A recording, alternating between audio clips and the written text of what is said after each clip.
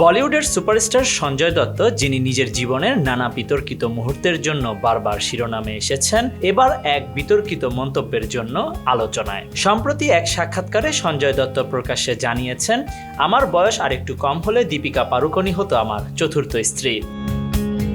কি ছিল সঞ্জয় দত্তের এই মন্তব্য? তিনি বলেছিলেন, যদি আমার বয়স আরো কম হতো দীপিকাই হতো আমার চতুর্থ স্ত্রী। এটা যে তার রসিক মন্তব্য ছিল সেটি হয়তো স্বীকার করবেন তিনি নিজেই, কিন্তু এর পরের প্রতিক্রিয়া ছিল অবিশ্বাস্য।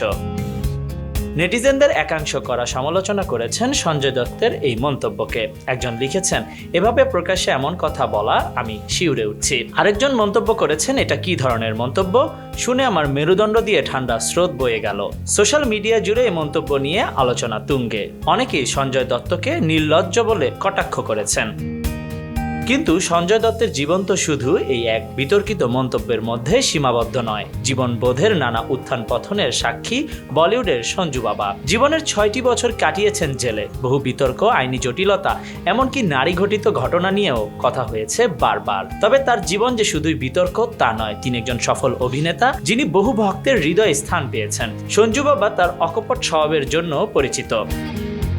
এই মন্তব্যের পর সঞ্জয় দত্ত নিজেকে সাফ জানিয়েছেন, এটা ছিল শুধু একটি মজার কথা। কিন্তু বলিউডের এই দুই তারকার সম্পর্ক নিয়ে নেটিজেনদের মাঝে বিতর্ক থামছে না। দীপিকা পাড়ুকোন কি এর প্রতি কোনো মন্তব্য করবেন, সেটা দেখতে হবে।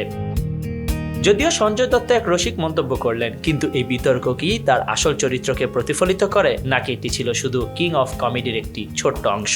তবে যাই হোক, সঞ্জয় দত্তের জীবন আমাদের জন্য এক চিরকালীন পাঠ, যেখানে বিতর্ক এবং অভিনয় একসঙ্গে চলে। কি মনে হয় আপনার? মন্তব্যে জানান।